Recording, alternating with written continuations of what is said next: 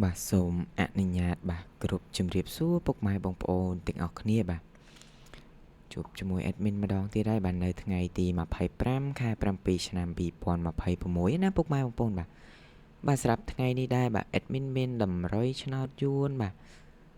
ថ្មីបាទមកចែកជូនពុកម៉ែបងប្អូនបាទយកទៅផ្សងសំណាងលេងបានណានៅម៉ោង6ម៉ោង4ម៉ោង6ល្ងាចបាទ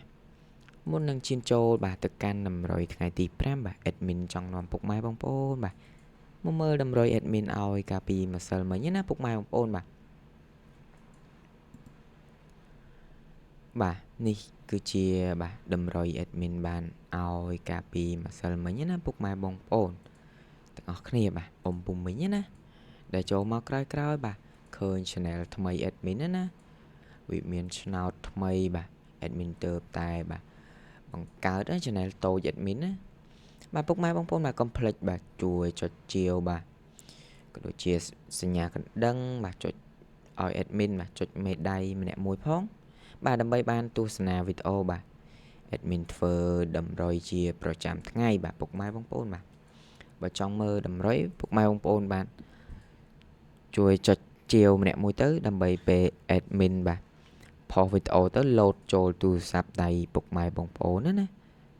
បាទអញ្ចឹងមានតែប៉ុណ្្នឹងទេបាទចូលទៅកាន់បាទតម្រុយបាទថ្ងៃទី25ទាំងអស់គ្នាបាទពុកម៉ែបងប្អូនបាទ admin បាទសូមលុបលេខណាពុកម៉ែបងប្អូនទាំងអស់គ្នាបាទស្រាប់បាទលេខថ្ងៃទី25ណាបាទ admin ឲ្យបាទ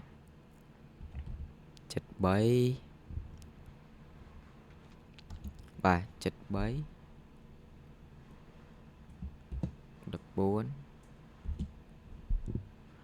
ហើយនឹង85បាទមកគ្រាប់ទៀត admin ឲ្យ64 64បាទស្រាប់លេខតូចបាទលេខតូច admin មាន4គ្រាប់ណាពុកម៉ែបងប្អូនបាទស្រាប់3លេខបាទ3លេខ289បាទមកគ្រាប់ទៀតបាទ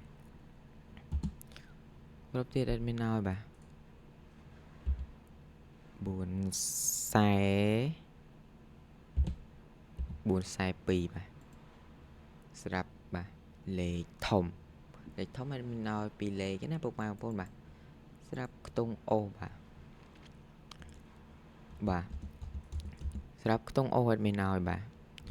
ខ្ទង់10បាទពុកម៉ែបងប្អូនបាទខ្ទង់10បាទក៏ដូចជាខ្ទង់7បាទ